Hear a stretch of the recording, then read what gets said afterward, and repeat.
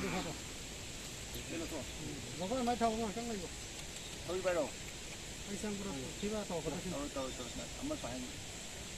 지금 문항진 문항하는 거 아니 cái mù bị xe ham bà cay này đi chậm cái ngoài thế nào thì mình rong đi thì cua mày làm thế nào mới tôi làm rồi đi mang chinh một thế mà 아도 엄마 온통 xe hay rồi chỉ ya tiền 아 mang thằng cái 그거 더 thế này cái nếp của tôi mấy có thối tận 5 triệu. Cái tâm ăn được 가자. 이거 많은 콜라구만.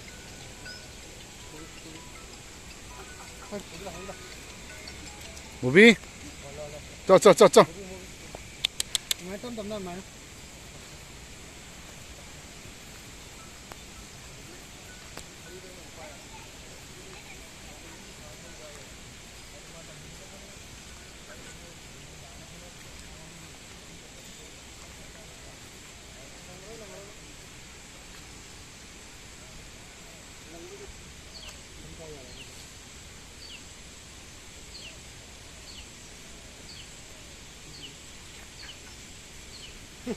저거는 너무 또 비싸네요. 저거는 너무 또 비싸네.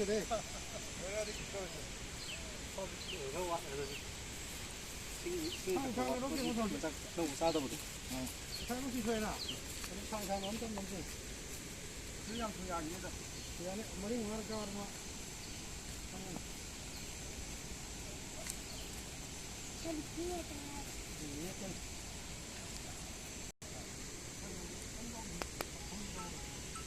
혼자 lại nè. 혼자 lại.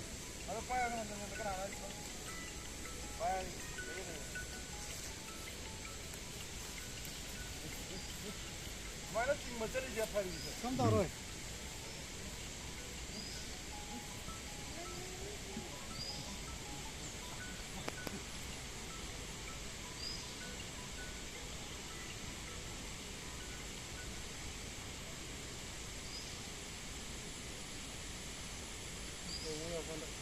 nó thân đâu cái nó thân đâu cái nó rồi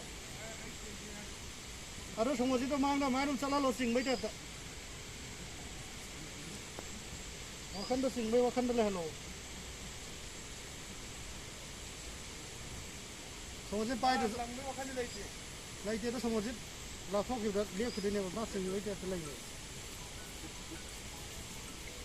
cái thì cái phone 한대 굉장히 용기 잘라 한대 ये क्या ना đi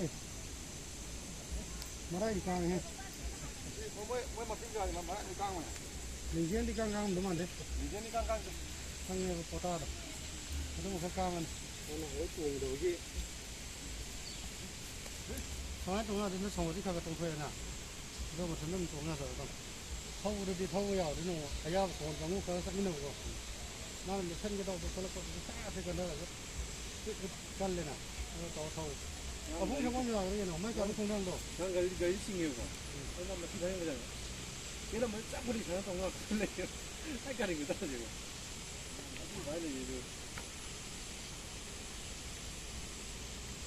cái này nó làm cái này mà đi sạch mình nữa nó giờ cái lá ở bên không mau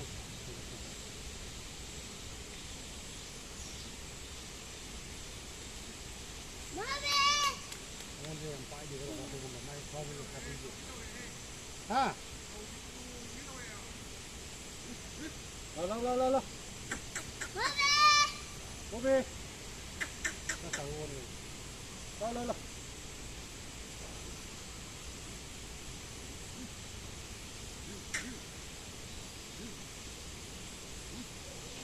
con cái đồng là tên nó xây thảo cho nó xuống cái đồng nó xây cho sống một người được nó sẽ hữu lòng nó sẽ làm tay được Wala nga dito masitay. Kasan gay dito pa am na. Hindi kan dito. nó common rồi nó mà đây đi càng Ado ya sa nung ginawa kinsa kaya man ani ko ko. nó đi được Lak pa dali ani ko ko ni.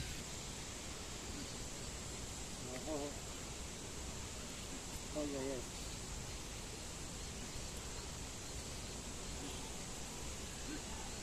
밀가루 먹. 밀가루 먹. 밀가루. 왜 저거 뭐야 밀가루. 엄마, 언니, 아무 머리, 엄마, 가루. 봐봐. 이게 왜 저걸 저거는 게 저거는 뭐 저거는 이미 좀 알아.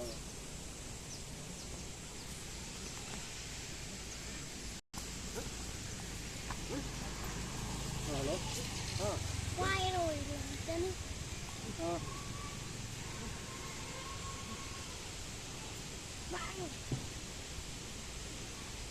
너무 우리 이거 우리만 되게 뭐 해 이게 해나.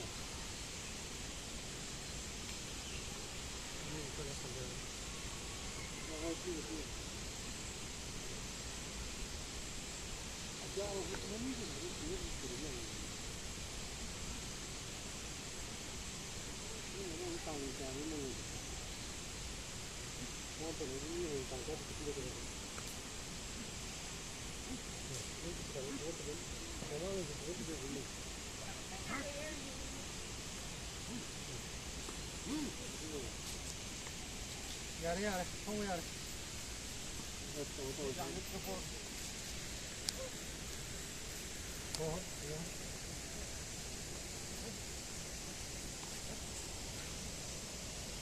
이제 발걸을 한번 봐야지.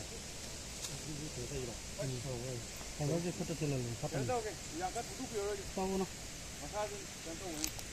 하루도 봐, 꼬마가 나 가면이야.